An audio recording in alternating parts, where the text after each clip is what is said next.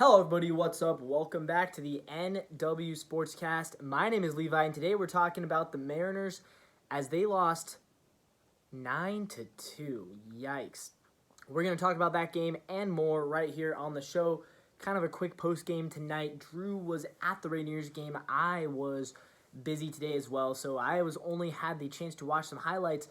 Mitch Garver and Dylan Moore, they produced in the first inning, and then Dylan Moore, he also hit a solo home run, so he goes 2 for 4 with a homer. He's probably your player of the game today. Luke Raley got a hit. Josh Rojas was in the lineup, not leading off. Kind of weird lineup decision there. We'll talk about that in a sec. But the big story today was the Baltimore Orioles offense was cooking. They scored 5 runs in the first inning. Bryce Miller struggled a lot early on. He ended up saving it and went 5 1/3. So, good job to Bryce Miller for being able to get that scoring under control. Still ends up allowing 4 earned runs, 5 runs total. And then, unfortunately, the bullpen. The bullpen did not do incredibly well.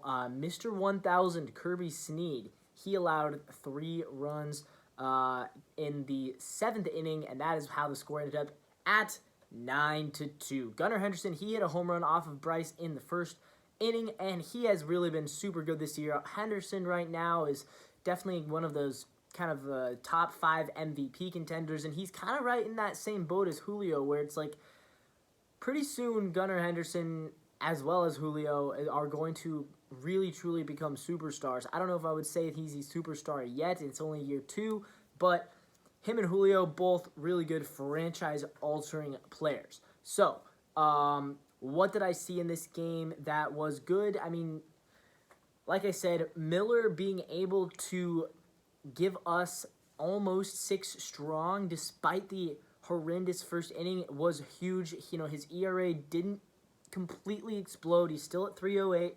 That's good, right? He ends up only allowing 4 earned runs in 6 innings, so it's a respectable outing for him despite the rough first inning. So that was good to see. I love to see him battle back. I think a lot of young pitchers, when they face that adversity early in games, they just shut down and they're just not able to, fight back, and things balloon for them, and it didn't balloon today for Bryce Miller. So that was good. That was really good to see. Another thing, obviously good to see Dylan Moore showing off some power. He's got 4 home runs now this year. That's the same amount as Mitch Garver. So if you had Dylan Moore with, the same amount of home runs as Mitch Garver and double the amount of Julio on May 16th, then congratulations. I don't think you did have that, but if you did, then, good job, I guess.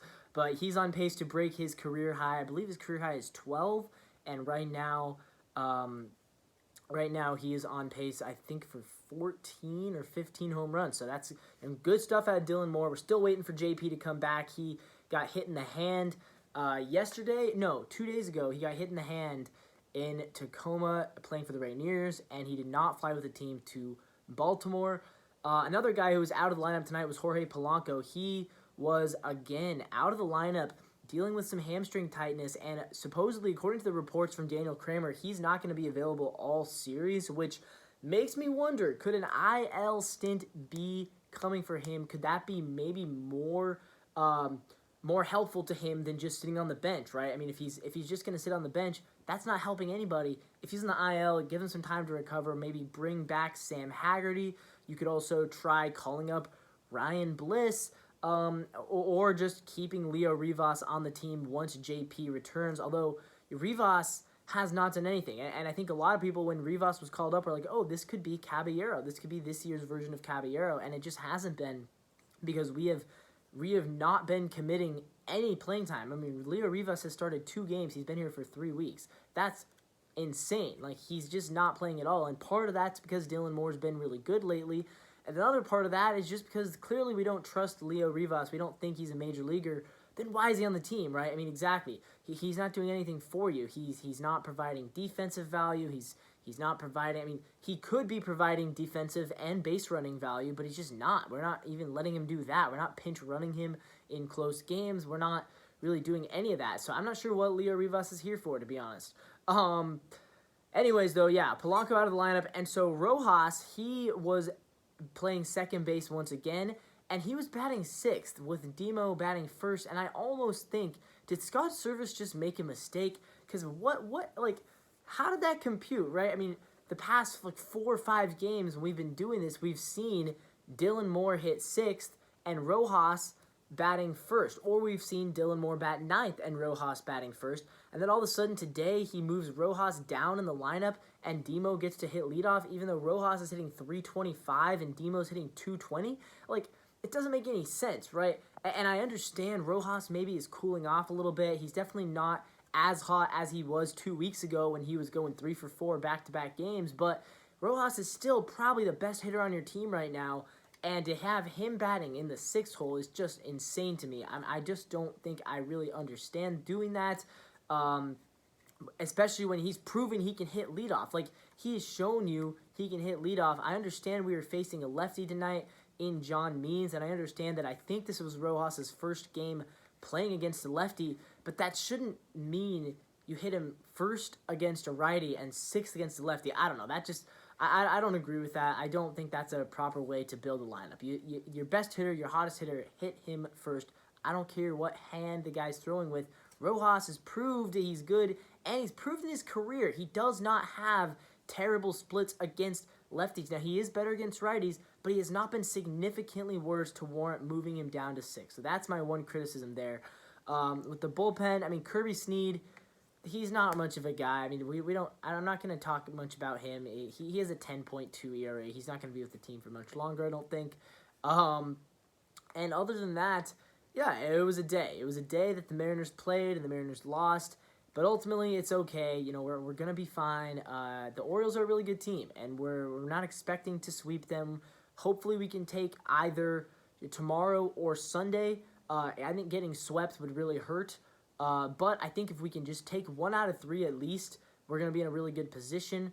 It sounds like we probably are facing Grayson Rodriguez tomorrow and Corbin Burns on Sunday. Those guys are not easy pitchers to face, but we are going to have to do that and going to have to continue grinding, keep doing our job. With that all being said, guys, thank you all for watching. This is the NW Sportscast. Unfortunately, the results tonight were not very happy, but we are Mariners fans. We are accustomed to this, and overall, it's important to remember the team is still in first place. The team is still a team that is above 500. The team is still a team that I think a lot of us believe we can make the playoffs this year, and just because we lose a couple of bad games here and there, you know, a tough loss to a really good team like the Orioles is not the end of the world. So it's important to remember that. Keep the faith as Mariners fans. Keep believing, because the minute we start to give up, that is when things start to turn south. It is not even close to giving up time yet. Right now, we're in a really good spot, and just 1 bad game is okay. Now, if it comes 2, 3, 4 bad games, that's when you start to worry, but right now, I'm not worried, so hopefully you guys aren't either.